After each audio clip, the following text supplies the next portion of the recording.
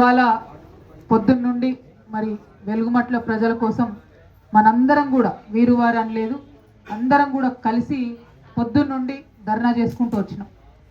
Road మీద కూర్చున్నాం, ఎండలో కూర్చున్నాం, పోలీసులతో యుద్ధం చేసినాం. అన్ని చేసిన తర్వాత కూడా ఎక్కడా కూడా ప్రభుత్వం నుంచి కొంచెం కూడా స్పందన లేకపోవడం బాధాకరం. లొల్లివేటకు తాళాలు గీలాలి. ఆగండి, ఒక నిమిషం ఆగండి, మాట్లాడికండి. ఎవరు ఎందుకంటున్నామంటే అసలు అక్కడ ధర్నా చేస్తుంటే ప్రతి ఒక్కరు, పత్రికా మిత్రుల దగ్గర నుంచి ప్రతి ఒక్కరు, అసలు ఖమ్మం చరిత్రలో ఇటువంటి ధర్నా జరగలేదు ఖమ్మం పట్టణంలో అని చెప్పడం నిజంగా కూడా వెలుగుమట్ల ఆడబిడ్డలకు, వెలుగుమట్ల బిడ్డలందరికీ కూడా ఈ యొక్క ధర్నా దాని యొక్క విజయ చైతన్యం అంతా కూడా అంకితం చేస్తున్నాను, తెలియజేస్తున్నాను. ఎందుకంటే ఇవాళ మీ వెలుగుమట్ల కోసం చేసే పోరాటం రేపు తెలంగాణ వ్యాప్తంగా వెలుగుల్ని నింపుతుందని కూడా నేను మనస్ఫూర్తిగా భావిస్తా ఉన్నా. ఇవాళ ప్రతి చోట ఏదో ఒక రకంగా పేదవాళ్ళకి అన్యాయం జరుగుతుంది. అది హైదరాబాద్లో హైడ్రా పేరుతో కావచ్చు, నాగర్ కర్నూల్లో ఒక చిన్న పాప చనిపోతే కనీసం మాట్లాడలేనటువంటి ప్రభుత్వం కావచ్చు, కొడంగల్లో గిరిజనుల మీద దాడి జరగడం కావచ్చు, ఇదే ఖమ్మంలో పోడు పట్టాల కోసం ఆడబిడ్డలు పోతే వారిని ఘోరాతి ఘోరంగా కొట్టడం కావచ్చు. 1, 2 అని కాదు, అది బడుగు బలహీన వర్గాల బిడ్డల మీద దారుణంగా గత 2.5 సంవత్సరాల నుంచి పాశవికంగా దాడి జరుగుతూ ఉన్నది.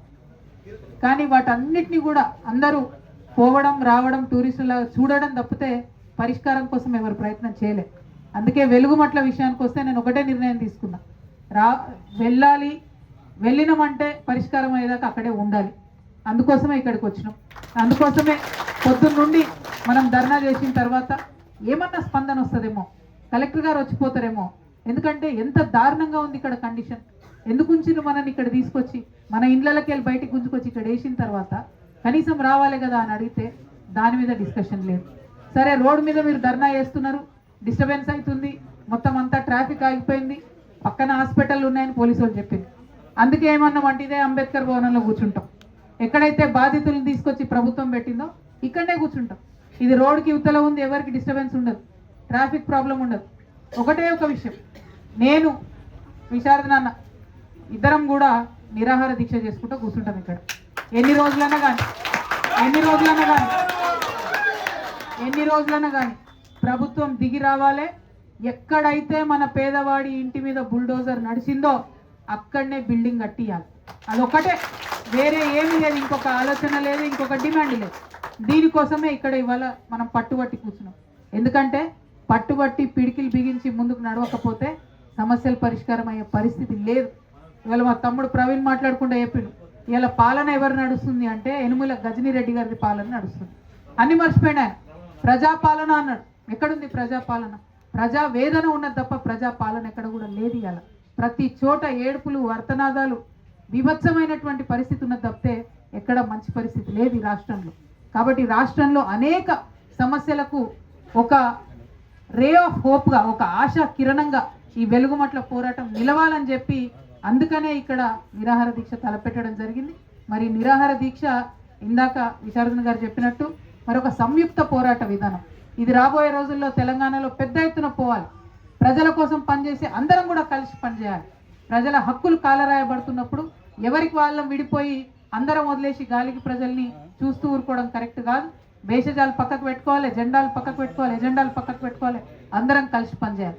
అట్లా కలిసి పనిచేసే క్రమంలోనే ఇవాళ జాగృతి కావచ్చు, ధర్మ సమాజ్ పార్టీ కావచ్చు, SC ST BC JSC కావచ్చు, అందరం కలిపి ఇవాళ ఈ ఉద్యమం చేస్తూ ఉన్నాం. మరి కలిసి కట్టుగా అందరం పిడికిలెత్తి పనిచేసినప్పుడు ఖచ్చితంగా మంచి ఫలితం వస్తుందని నేను బలంగా నమ్ముతా ఉన్నాను. మరి 5 వేళ్ళు విడిగా ఉన్నప్పుడు శక్తి ఉండదు, అన్ని వేళ్ళు బిగుసుకుంటే పిడికిలు అవుతుంది. ఇవాళ ఇంతమంది ఇక్కడ సంయుక్త పోరాటాలకు కలిసి వచ్చినాం. రేపటి నాడు కూడా ఇక్కడనే నిరాహార దీక్ష కూర్చుంటాం. కాబట్టి అన్ని పార్టీల వాళ్ళని పిలుస్తాం, ప్రగతిశీలంగా ఆలోచించి అన్ని పార్టీల వాళ్ళని పిలుస్తాం. వాళ్ళు వచ్చి ఇక్కడికి మనకు మద్దతుగా నిలబడాలి, వాళ్ళు వచ్చి ప్రభుత్వం మీద ఒత్తిడి తీసుకురావాలి, నిర్ణయం తీసుకోవాలి. ఇవాళ ఇక్కడ ఖమ్మం నుండి మంత్రి గారు వెళ్ళి ముఖ్యమంత్రి గారిని కలిసిండ్రు. మనం ధర్నా చేస్తున్నాం, ఆ ధాటికి భయపడి పోయి ముఖ్యమంత్రి గారిని కలిసి ఏం డిమాండ్ చేశారు మంత్రి గారు? వేరే దగ్గర డబుల్ బెడ్రూమ్లు ఇస్తామంటే దానికి ముఖ్యమంత్రి గారు పర్మిషన్ ఇచ్చినట్టుగా ఇలా వార్తలలో చూసినా నేను. మన ధర్నా అయిపోయిన తర్వాత మనం అడిగేది ఏంది? వేరే ఎక్కడనో డబుల్ బెడ్రూమ్లు ఇచ్చుడు కాదు. ఎందుకు అది అంటున్నాం అంటే రఘునాథపాలెంలో డబుల్ బెడ్రూమ్లు ఇస్తామంటూ అది ఆల్రెడీ రోడ్లో పోతుంది ఆ డబుల్ బెడ్రూమ్ బిల్డింగ్. అది తెలుసు మంత్రులకు, అయినా కూడా మళ్ళీ ఒకసారి మోసం చేస్తున్నారు. కాబట్టే బాగా ఆలోచన చేసినాం. ఆడ పొద్దంతా లొల్లి పెట్టినా ఫలితం లేదు. ఏదైతే మనం అడుగుతున్నామో అది ఇవ్వకుండా మిమ్మల్ని అక్కడికి వెళ్ళి ఖాళీ చేపించి డబుల్ బెడ్రూమ్ ఇండ్లు బయట ఇచ్చి ఆ 30 ఎకరాల భూమిని కొట్టేసేటటువంటి కుట్ర ఇలా కాంగ్రెస్ పార్టీ చేస్తుందని అర్థమైంది. కాబట్టే ఆ భూమి మనది మనం కాపాడుకోవాలి. ఎందుకంటే అది ఎవడబ్బా సొత్తు కాదు, ఎవరో పెద్దవాళ్ళు దానం చేసిపోయినారు, పేదల కోసం దానం చేసిపోయారు. కాబట్టి అది పేదలకే చెందాలనేటటువంటి ఒక సదుద్దేశంతోనే ఈ పోరాటం మొదలు పెట్టడం జరిగింది. మరి పొద్దున మనం అనుకున్నాం గట్టిగా ఉండాలి, బలంగా ఉండాలి, ఐక్యంగా ఉండాలి, కొట్లాడాలి, ఉటికిట్లు వచ్చి అట్లా పోడు కాదని.